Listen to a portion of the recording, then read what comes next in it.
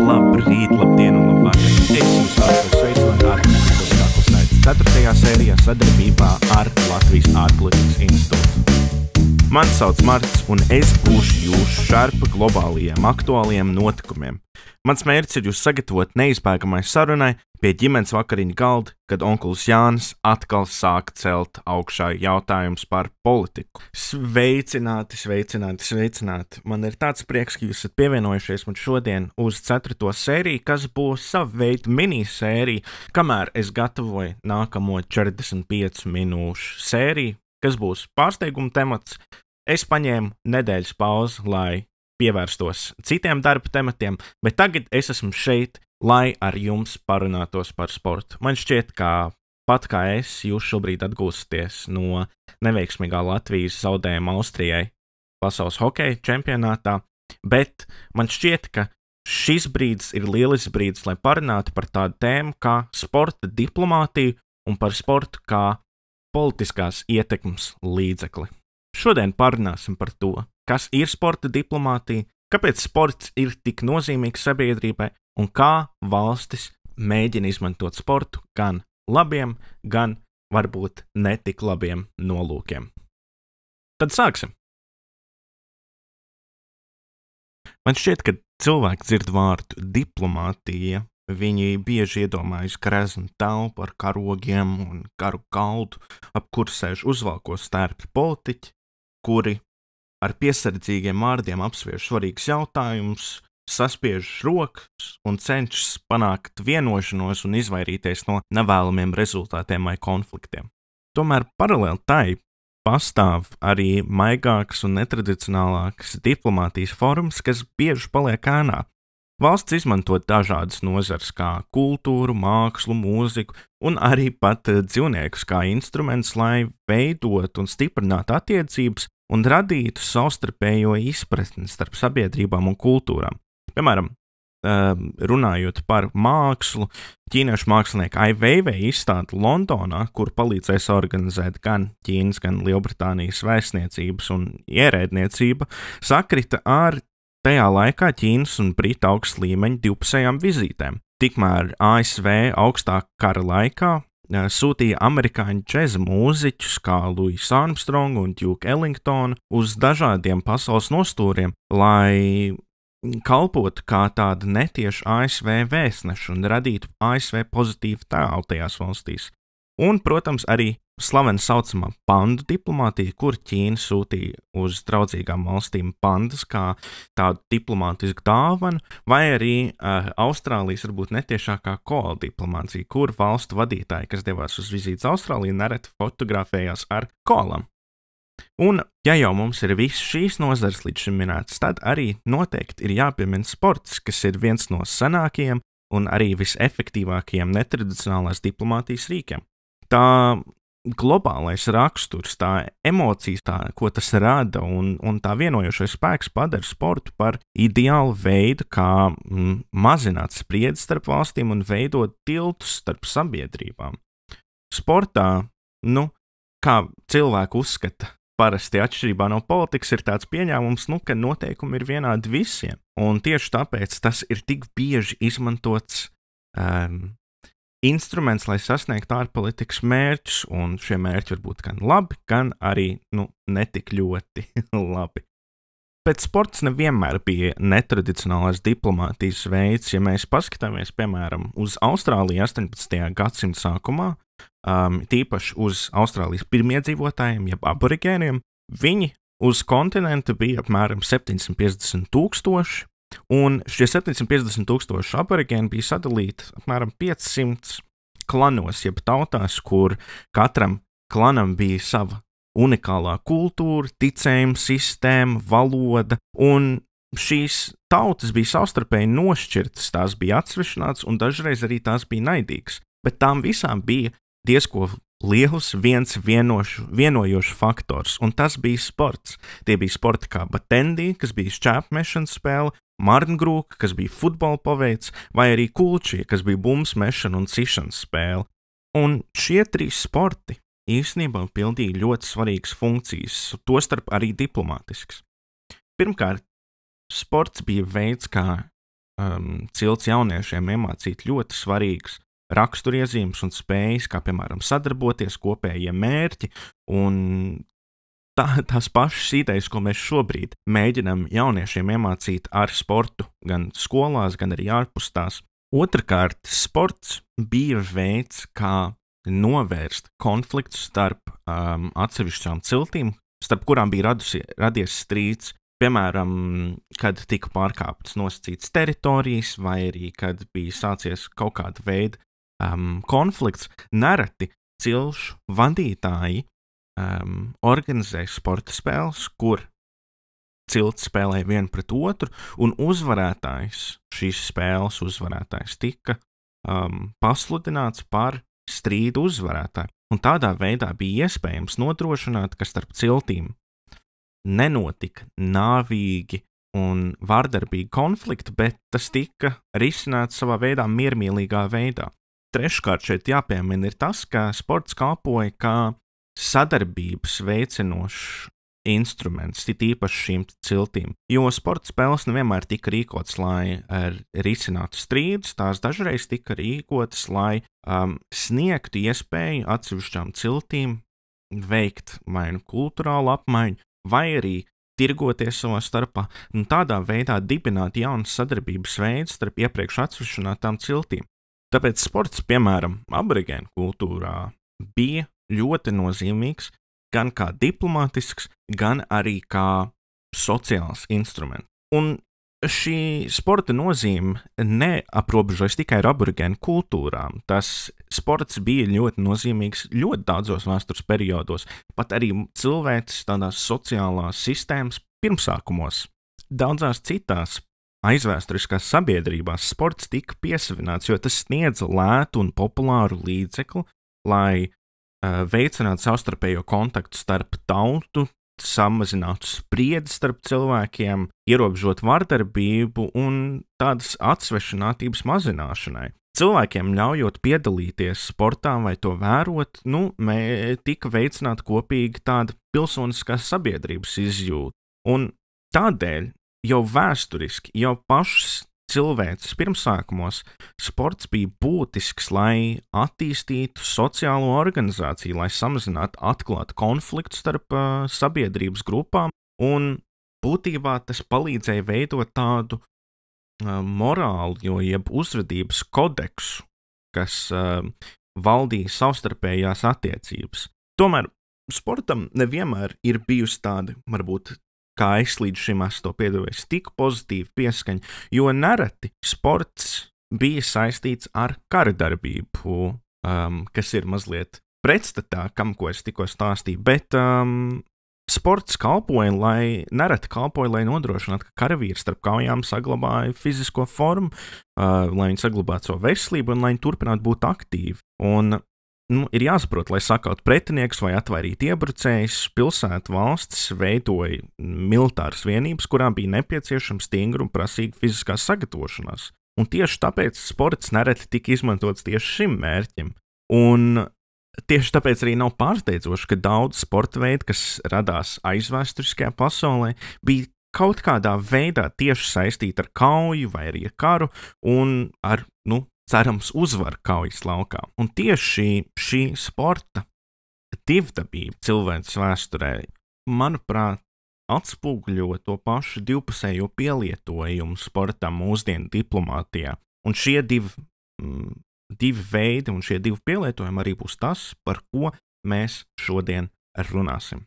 Un mūsu ieskatā par sportu kā diplomātisko instrumentu es tieši vēlos sākt ar sportu kā tiltu starp tautām un valstīm. Un man šķiet visslavenākais vēsturiskais gadījums ir tā sauktā pingpong diplomātija, kas notika starp ASV un Ķīnu 1971. gadā.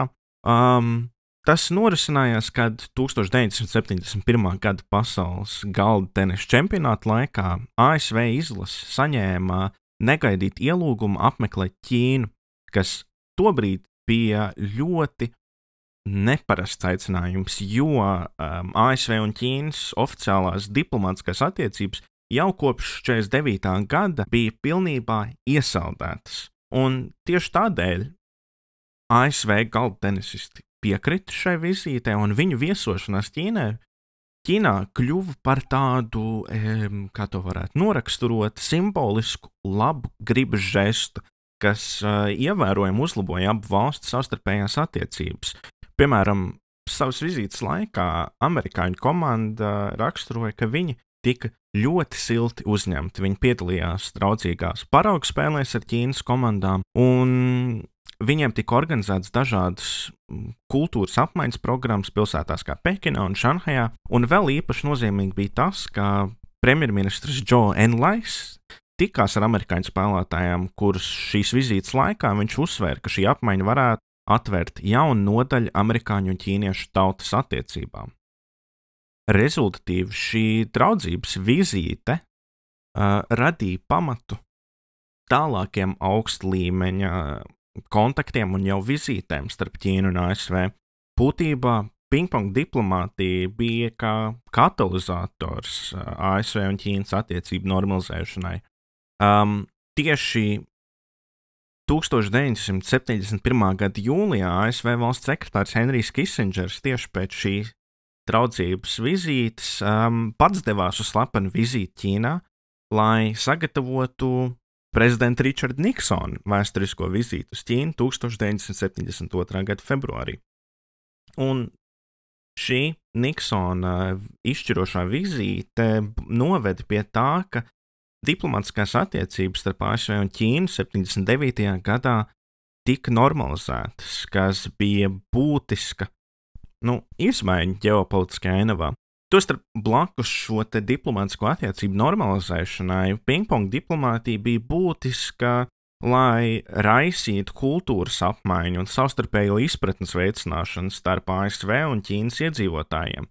Tieši šāda bezkonflikta sporta veida izmantošana kā diplomātiskais instruments bija tāds kā vēstījums par miermīlīgiem nodomiem un labvēlību starp šīm abām valstīm attiecīgajā laikā. Tomēr sportam nav obligāti jābūt bezkontakta vai bezkonflikta, lai raisītu savstarpējo sapratni starp divām valstīm, vai arī lai uzturētu un normalizētu diplomātiskās attiecības. Un šeit ir atkal jālieto ASV kā piemērs, bet nevis ar Ķīnu, bet ar Irānu. Būtībā, lai izprastu to, kādā veidā sports tika izmantots, ir īsi jāsaprot to, kas vispār Irānā notika, lai sabojātu attiecības ar ASV. 1979. gadā norisinājās Irānas revolūcija, kas bija viens no 20. gadsimta visnozīmīgākajiem ģeopolitiskiem pavērsieniem tuvajos austrumos. Šī Irānas revolūcija bija no sākuma plaša tautas kustība pret rietumu atbalstīto šahu Mohammadu Rezā Pahlavi. Šahs bija apzīmējums persiešu valodā priekš monarha, un šis monarhs, Mohameds Rezā Pahlavi, bija kritizēts par viņa autoritāro valdīšanas veidu, par korupciju, par dažādiem cilvēktiesību pārkāpumiem, par Irānas kultūras un reliģijas pakļaušanu rietumu ietekmei. Un šī plašā tautas kustība, šī opozīcija uzsāka ļoti aktīvus protestus, kas piesaistīja ļoti plašu cilvēku loku, kur tajos piedalījās gan sekulāristi, gan arī islāma garīdznieki, gan arī fundamentālisti, kas bija tā radikāli islāma ticētāji. Un šie protesti turpināja pieaugt lielumā līdz šahs 1979. gadā bija spiests pamest Irānu. Un tikai pēc mēneša februārī, pēc vairāk nekā 14 gadu trimdas, uz Irānu atgriezās Ajatola Ruhola Khomeini. Interesanti pieminēt ir, ka pats Khomeini arī bija, kā jau minēju, izsūtīts trimdā iepriekšējās revolūcijas gaitā, kas bija Baltā revolūcija, kura veica svaigi Irānu pamatušais šahs Mohameds Reza Pahlavi, kura mērķis 63. gadā bija modernizēt Irānas valsti un ieviest ļoti vajadzīgas reformas saistībā ar zemes reformu, ar infrastruktūru un ar dažādiem citiem jautājumiem. Bet tas nav svarīgi. Svarīgi ir tas, ka Homeini kļuva par islāma revolūcijas simbolu un arī par Irānas augstāko vadītāju. Viņš gāza monarhiju un tās vietā izveidoja Islāma republiku, kas bija, teokrātiski, jeb pakārtot ticīgai un reliģijai, monarhisku sistēmu, kur galvārds pieder reliģiskiem līderim, Homeini šajā gadījumā. Un revolūcija ļoti mainīja gan Irānas iekšpolitiku un ārpolitiku, padarot Irānu par ASV un rietumu opozicionāru un kļūstot par tādu iedvesmu samot daudziem citiem islāmiskajām kustībām tuvā austrumu reģionā. Un tieši šīs 1979. gada revolūcijas laikā norisinājās diezgan nozīmīgs notikums Irānas un ASV diplomātiskajās attiecībās, ko sauc par Irānas gūstekņa krīzi, kur būtībā Irānas protestētāji un specifiskas grupas iebruka ASV vēstniecībā Irānā un turēja gūstā vairāk nekā 60 diplomātus un vēstniecības darbiniekus. Ir īstenībā daudz labāk par šo. Jūs varat noskatīties un saprast situāciju filmā Argo. Ja jūs neesat redzējuši, ļoti ieteikti. Filma ir balstīta tieši par to, kā centrālā izlūkošanas pārvalde veica specifisku 6 personu eksfiltrāciju. Bet šī gadījuma rezultātā 1980. gadā starp ASV un Irānu tika pilnīgi iesaldētas diplomātiskās attiecības, un abas valstis skatījās viena uz otru kā uz opozicionāriem, un, vienkāršos vārdos, situācija bija diezko spraiga. Bet 1997. gadā Irāna ievēlēja jaunu prezidentu Mohammadu Khatami, kurš Irānas sistēmā ir otrākā augstākā amatpersona. Viņš vēl aizvien pakļauts Irānas augstākajiem vadītājiem, kas tika ievēsts 79. gadā ar Irānas revolūciju, bet Khatami savu platformu veidoja uz reformām un uz attiecību stiprināšanu. Un viens no veidiem, kā Khatami mēģināja tieši stiprināt attiecības, bija caur netiešiem pasākumiem kā sportu. 1998. gadā, balsoties uz Irānas cīņas federācijas ielūgumu piedalīties tradicionālajā Tahtī turnīrā Teherānā, kas bija Irānas nacionālais cīņas sports, ASV cīņas sporta delegācija apmeklēja Irānu. Un ir interesanti minēt to, ka ASV cīkstoņi tika sagaidīti ar ovācijām Irānā, kur skatītāji skandēja USA, un hallē pat līdzās Irānas karogam plīvoja ASV karogs. Un arī sportisti savstarpēji pēc cīņām, gan Irānas un ASV sportisti draudzīgi apskāvās. Te bija veids, kā sports varēja pārkāpt politiskās robežas, kā sports kalpoja kā instruments, lai uzturētu kaut kāda veida dialogu, lai būtu tā kāja, ko ieliec durvīs, lai tās netiek, aizcirstas. Vienīgais, kas ir jāsaprot, ir, ka, ASV-Irānas diplomātiskās attiecības tā jūtami neuzlabojās, un tās arī nav jūtami uzlabojušās. Bet sports bija veids, kā uzturēt šo dialogu, un varbūt šī sakne un šis stāsts, kas ir iestādīts, turpmāk izaugs un būs kā pamats turpmāko attiecību stiprināšanai vai uzturēšanai, ja politiskā situācija kaut kādā veidā mainīsies. Un arī man šķiet, šeit arī ir jāzīmē tas, ka sports pats par sevi nav spējīgs izmainīt diplomātisko situāciju starp valstīm lielākajā daļā gadījumu. Tas ir kā iemesls uzsākt sarunas, piekrist aicinājumam piedalīties kaut kādās sporta pasākumā, pieprasa ļoti mazu politisku kapitālu, un ja tas neizvēršas nekādā, varbūt, jūtamā rezultātā, ir lietojama atruna, un tā ir tā sporta maģija, tā ir tā sporta pielietojamība. No tā var izriestēt ļoti daudz, bet arī, ja nekas no tā neizriet, tā obligāti netiek skatīta kā tāda diplomātiskā izgāšanās. Tomēr nevienmēr sports tiek izmantots draudzības nolūkos vai arī tiltu celšanai starp sabiedrībām un kultūrām. dažreiz tas vienkārši brutāli tiek izmantots kā ģeopolitiskais instruments, lai izplatītu un celtu savu politisko ietekmi. Un šeit noteikti ir jāpiemina Krievija un šahs. Kā man šķiet, mēs zinām no ļoti daudz popkultūras, šahs bija dueļu arēna starp ASV un Padomju Savienību, kur abas valstis sacentās, lai savā veidā parādītu savu pārākumu. Tāpēc Krievijā jau ir ļoti cieša vēsture ar šahu, un tā arī ir redzama mūsdienās. Piemēram, esošais FIDE, kas ir Starptautiskā šaha federācija vadītājs Arkādijs Dvorkovičs, ir ļoti cieši saistīts ar Kremli. Viņš ir bijušais Krievijas vicepremjers. Un Ukraiņas šaha federācijas vadītājs Oleksandrs Kamišins ir norādījis, ka FIDE ir Krievijas ģeopolitiskā darba instruments, un slavenais Krievijas šaha lielmeistars un disidents Garijs Kasparovs tieši saka, ka Dvorkovičs izmanto šaha diplomātiju, lai veicinātu Kremlim vēlamu mērķu sasniegšanu. Un viņš arī pats FIDE dēvē par KGB, jeb Krievijas izlūkdienas ārējo roku.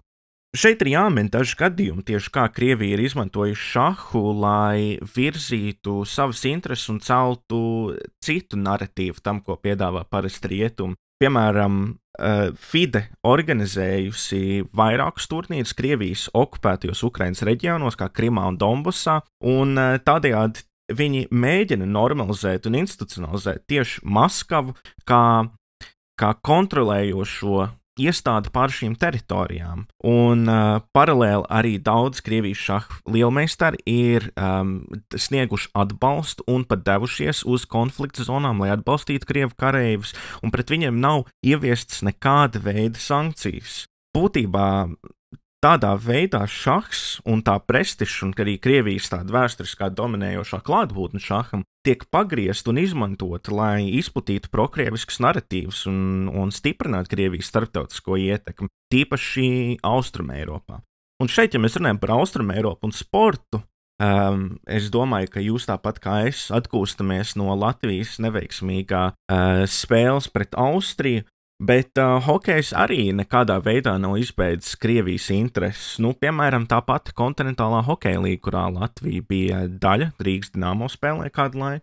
Bet ir jāsaprot, ka, lai arī KHL pašam sportam, tīri mūsu hokejistam bija ļoti noderīgs, tas ir, tādas Krievijas maigās varas projekts, tīpaši Austrumeiropā. Ir jāsaprot to, ka KHL tika izveidots 2008. gadā, kuru,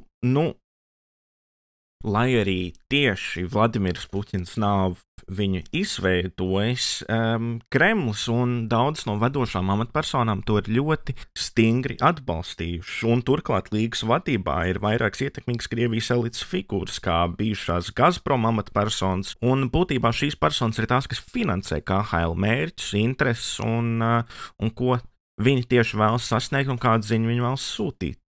KHL ir tiešām uzskatīts kā arī viens no tādiem veiksmīgākiem mūsdienu Krievijas maigās varas iniciatīviem sportā, jo tās spēles tika translētas daudzos starptautiskos kanālos, un tādā veidā tas sniedz Krievijai plašāku auditoriju. KHL paplašināšanās Eiropas pusē bija veids, kā padarīt Krievijas klātbūtni Eiropas sporta telpā un vispār Eiropas telpā iespējamu un pieņemamu un dažreiz pat vēlamu, jo mērķis nekad taču nav bijis stiprināt Krievijas klātbūtni un Krievijas ietekmi. Mērķis vienmēr bija stiprināt esošos valsts sporta līmeni un kapacitāti, bet Krievijas būtībā nodoklis par to, ka viņi ievada šo visu un jāpiedalīties, bija tas, ka netieši stiprinās viņu ietekmi. Savā veidā KHL un citi Krievijas vadītie projekti, kā starptautiskās draudzības spēles un cita veida šīs sporta līgas, ir mazliet,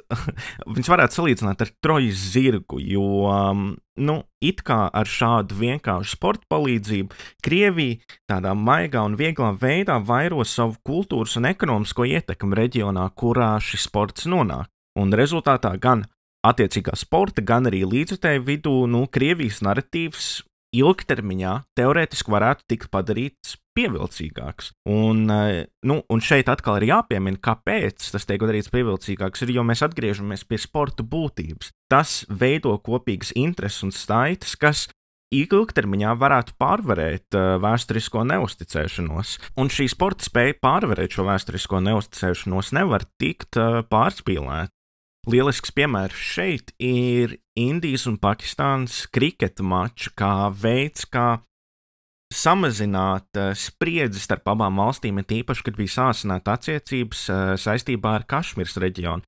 Tātad sportam tiešām ir spēja un kapacitāte un vilkmes pāriet pāri šai vēsturiskai neusticēšanai. Un Krievija to saprot, un tieši tāpēc viņu sporta līgas ir tēmētas uz šīs kopējās sajūtas radīšanu. Un šis kaut kādā veidā, šī ideja varbūt ilgtermiņā sasaistas ar tādu plašāku konceptu, ko nerad sportā izmanto pēdējos gados, ko sauc par sportswashing.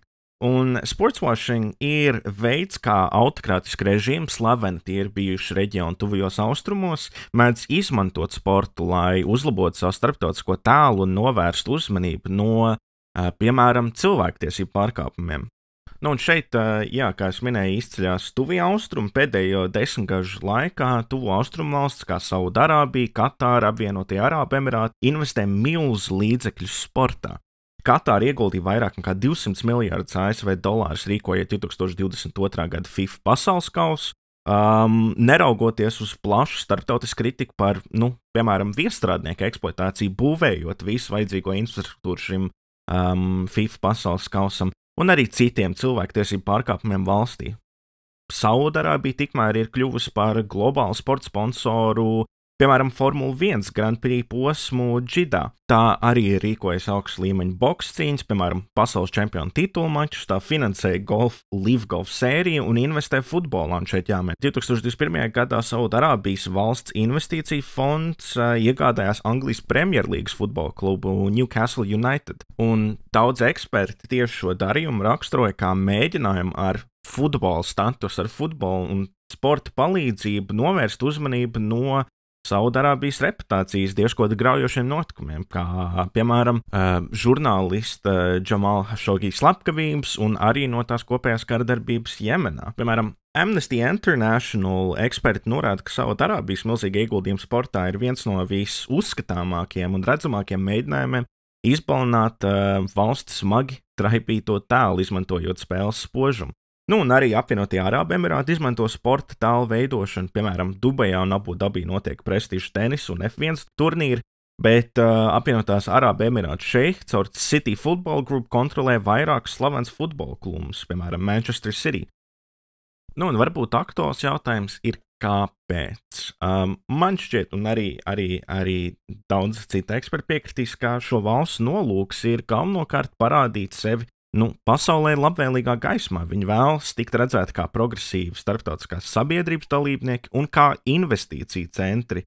Un tādā veidā šī bilde, ko viņi parāda, un šīs sporta investīcijas aizklāja kritiku par cilvēktiesību ierobežojumiem, par cenzūru attiecīgajās valstīs un iespējamām represijām.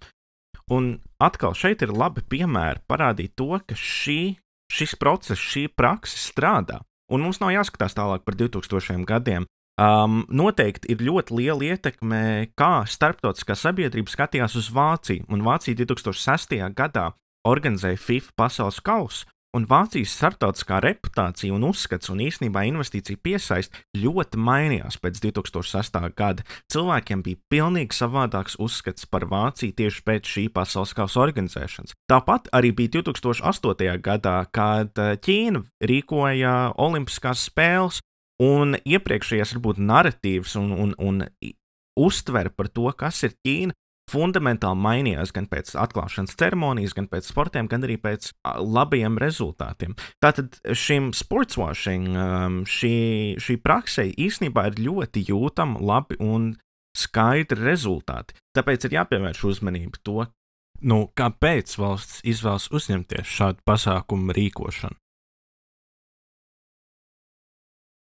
Un vēl blakus šiem sportswashing un ietekmes operācijām ir daudz gadījumu, kad sports ir vienkārši ticis klāji izmantots un pilnīgi nozagts politiskiem nolūkiem. Un viens no visuzskatāmākajiem un zināmākajiem notikumiem ir 1934. gada pasaules kausa futbolā, kas notika Itālijā Benito Mussolini režīma laikā. Un šeit Mussolini darīja visu iespējamo, lai Itālija uzvarētu turnīrā. Un viņam bija labvēlīgi apstākļi, lai to darītu. Sacensības notika māju laukumā, un vairākas spēcīgas valstis, tostarp 1930. gadu čempionu Urugvai, turnīru boikotēja. Vairāk spēlētāji Itālijas izlases sastāvā tika īstenībā piesaistīti no citām valstīm, un citi tika piesaistīti tīri tādas, kā to varētu nosaukt, propagandas smadzeņu skalošanas rezultātā. Un arī šeit jāmin, ka finālspēles tiesnesis, kas bija Zviedris Ivans Eklins, tika vairāk kārt aicināts uz privātām vakariņām, viņš tika cienāts un iespējams arī iebiedēts ar Mussolini, kurš viņu uzņēma uz vairākiem pasākumiem. Itālijas uzvara pār Čehoslovākiju šajā 34. gadā tika pasniegta kā ne tikai sportisks, bet ideoloģisks tāds triumfs. Fināls tika reklamēts kā cīņa starp Čehoslovāku komunismu un itāļu fašismu, bet, kā zināms, 34. gadā Itālijā visapkārt valdīja fašistiska propaganda, plakāti ar Herkules tēlu, fašists veicienā un citiem veidiem arī. Itālija ne tikai ieguva pasaules kausu, bet arī simbolisku Il Duces kausu, kas bija vārds priekš Mussolini, kas bija monumentāla trofija, kur bija 6 reizes lielāka par oficiālo pasaules kausa trofeju. Un būtībā Mussolini un fašistiskā Itālija uzvaru skatīja kā pierādījumu, ka fašisms ir pasaules nākotne. Un Mussolini šajā pasaules čempionātā arī bija uzņēmis citus viesus, kas bija augstrangi nacistiskās Vācijas pārstāvi, kuri visticamāk šim vēstījumam piekrita. Tomēr tas nav vienīgais gadījums. Vēl, protams, ir 1936. gada Vācijas olimpiskās spēles, kur Hitlers pieguldījis ļoti lielu naudas daudzumu, lai parādītu tādu vācu pārākumu un fašismu pārākumu. Šeit mēs, protams, zinām, ka 36. gada Olimpiskajās spēlēs piedalījās viens no tādiem slavenākiem sportistiem, par kur arī ir filma Jesse Owens, kurš noteikti neatstāja pārāk labu iespaidu uz Hitleru. Bet, labi, tas bija pirmskara periodā, bet tur nekādā veidā tās nebeidzas. Un viens no slavenākajiem gadījumiem ir notika netik sen, 1978. gadā Argentīnā, kad tad norisinājās pasaules kausa futbolā. Bieži vien šis čempionāts tiek dēvēts par netīro pasaules kausu, un tas ir nevelti. Argentīnas militārā hunta, kas tobrīd valdīja Argentīnu, izmantoja turnīru kā iespēju nostiprināt savu varu un prestižu starptautiskajā sabiedrībā. Un, lai to panākt, Argentīna izmantoja visus iespējamos trikus. Spēlēs bija ļoti daudz rupjības un pārkāpumi. Ārvalstu žurnālisti ziņoja, ka tiesneši acīm redzam favorizēja Argentīnu un izskanēja aizdomas par dopingu lietošanu Argentīnas komandā. Veselas komandas, piemēram, Peru izlasē, kas negaidīti zaudēja ar graujošu 0-6, tika, kā norāda avoti, vai uzpirktas vai iebiedētas. Un šeit tieši šajā Argentīnas un Peru mačā ir viens tāds simbolisks incidents. Tieši pirms mača Peru ģērbtuvēs ieradās diktors Jorge Videla, kurš Peru komandai sāka lasīt lekciju par Latīņamerikas solidaritātes nozīmi. Spēlētāji vēlāk pēc spēles atzina, ka bija pilnīgi satriekti, daudz no viņiem diktatoru dzīvē nekad nebija redzējuši, un tagad viņi pēkšņi bija viņam blakus, un bailes no tā, kas notiktu, ja viņi nesakotu šai lekcijai, darīs savu. Peru komanda sabruka, un Argentīna, kā mēs jau iepriekš minējām, ieguva pārliecinošu uzvaru. Būtībā turnīrs, šis 1978. gada pasaules kauss, kļuva par paraugu tam, kā futbols tieši varēja tikt izmantots kā politisks teātris un propagandas instruments. Tad šie gadījumi, kur sports ir vienkārši brutāli nozagts politiskiem mērķiem, ilustrē to, ka tas ir viens ekstrēms, bet nereti šāda rīcība neiegūst vēlamo un sasniedzamo mērķi, tāpēc lielākā daļa valsts jau mūsdienās izmanto citu veidu instrumentus, tos, par kuriem mēs iepriekš runājam. Tas ir sports washing, tas ir mīkstās un maigās varas ietekme caur sportu, būtībā šāda trojas zirga izveidošana. Un, dažreiz tā ir propagandas izmantošana attiecīgajos turnīros, lai vēstītu ziņu, kur tu vēlies publicēt. Tieši tāpēc šīs sērijas beigas vēlētos veltīt teicienam, ka sports un politika ir jāatdala viens no otra, bet realitātē tāpat kā kultūra, tāpat kā sabiedrība, zināmā veidā tas nav iespējams, jo gan politiķi, gan diktatori, gan citas personas meklēs veidu, kā izmantot visus savu pieejamos resursus, lai celtu vai nu valsts tēlu, vai savu tēlu, vai arī lai iegūtu kaut kāda veida ietekmi. Bet man šķiet, ka, ja ir viena laba ziņa, ir tas, ka daudzas reizes šīs kampaņas neizdodas vai pat nes pretējus rezultātus. Piemēram, 2022. Gada Katāras FIFA pasaules čempionāts, par kuru mēs iepriekš runājām, daudziem cilvēkiem īstenībā atklāja cilvēktiesību pārkāpumus un darbinieku eksploatāciju, ko Katāra pati bija veikusi tajā laikā. Tāpat arī ir ar citām valstīm, un nereti asos konfliktos sports un sporta politizēšana vienkārši nestrādā un nav tik vērtīgs instruments. Piemēram, Krievijas gadījumā pēc tās pilna mēroga iebrukuma Ukrainā Eiropa izstājās no KHL, tas zaudēja visu to ietekmi, ko tas bija ieguvis pēdējos gados, un vai arī varbūt daļa no tās palika, bet tas zaudēja jebkādu nākotnes ietekmi, ko tas būtu spējis iegūt. Tāpēc sporta politizēšana man šķiet ir kaut kādā veidā ir neizbēgama, bet tās rezultāti nekad nav garantēti. Un ar šo ziņu es vēlētos jums vēlreiz pateikties par to, ka klausījāties ārpolitika bezkāklas veids 4. sēriju, un atgādinu, ka nākamnedēļ jau varēsiet man pievienoties uz ārpolitika bezkāklas veids 5. sēriju. Es jums novēlu jauku rītu, jauku dienu un jauku vakaru. Visu labu!